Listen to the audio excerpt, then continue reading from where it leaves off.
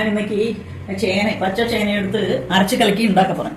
அதுக்கு வேண்டிய இன்கிரீடியன்ட் சேனை அரைக்கிறதுக்கு சேனை, தேங்காய், இஞ்சி, பச்சை மிளகாய் 4 எண்ணம் வச்சுருக்கேன், கருகாப்பிலை, அது அரிப்பு இருக்காய்க்கு இருக்கிறதுக்கு புளி, உப்பு எல்லாமா சேர்த்து அரைக்கணும். அரைச்சிட்டு வெளிச்செண்ணெயில் கடுகு, உலுவா, வெந்தயம், மிளகா வெத்தல், கருகாப்பிலையுமா பொரிச்சு கொட்டி தயிரில் பொரிச்சு கொட்டணும். ചില ആൾക്ക് ഇത് അരിക്കും തോന്നിന ആൾക്ക് ഒന്നും അത് വതക്കിക്കലാം, ചേനയെ വതക്കിക്കലാം. ശരിയാ? അരച്ചപ്പിനെ കാട്ടറേ. എല്ലാം അരച്ചു ചേന, തേങ്ങായ്, പച്ചമുളകായ്, പുളി, കറുകാപ്പലൈ, ഉപ്പ് എല്ലാം അരച്ചിരിക്കാനാ.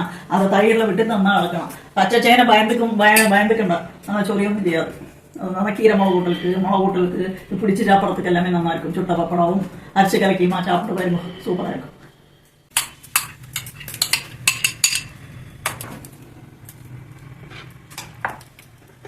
பச்சை சேனை சொறியன்னு பயம் இருக்கிறவளுக்கு ஒன்றும் வதக்கிக்கலாம்.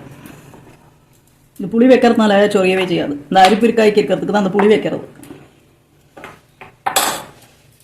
எண்ணெய் நன்னா ചൂടാനതും വെളിച്ചെണ്ണ വിട്ടിരിക്കേ. ചൂടാനതും കടുക്, മെന്തിയം, മുളക് വറ്റൽ.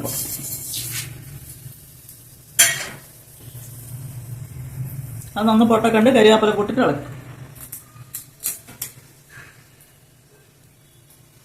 എല്ലാം പൊട്ട കരിയാപ്പില കൂട്ടിട്ട്